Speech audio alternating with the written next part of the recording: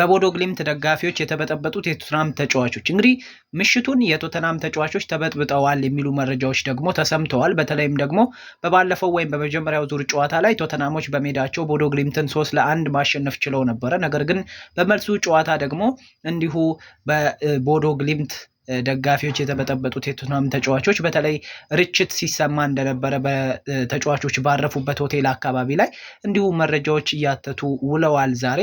ለማንኛውም የባለፈውን ጨዋታ ማሸነፍ የቻሉት ቶተናሞች በቀጣዩ ጨዋታ ላይ እንዲሁ በቀላሉ ያልፋሉ ተብሎ ነው የሚገመተው። እንግሊዝም አንድ የአውሮፓ ዋንጫን ይዛ ትሄዳለች ተብሎ ነው የሚጠበቀው። ለማንኛውም ቶተናምና ማንቸስተር ዩናይትድ ከወዲሁ ቅድሚያ ግምት ተሰጥቷቸዋል።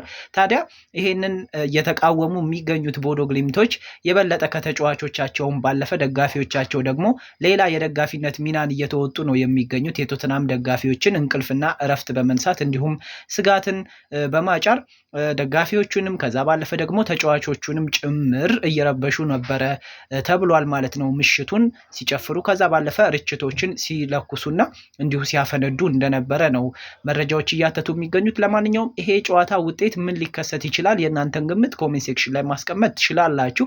ግን የቦዶ ግሊምት ደጋፊዎች የበለጠ የእነሱን የቤት ስራ እየሰሩ ነው የሚገኙት። የቶተናም ተጫዋቾችም ቢሆን ተበጥብጠዋል ነው እየተባለ የሚገኘው። ፎሎ ማድረግ ቤተሰብን መልካም ጊዜ መቻቸው።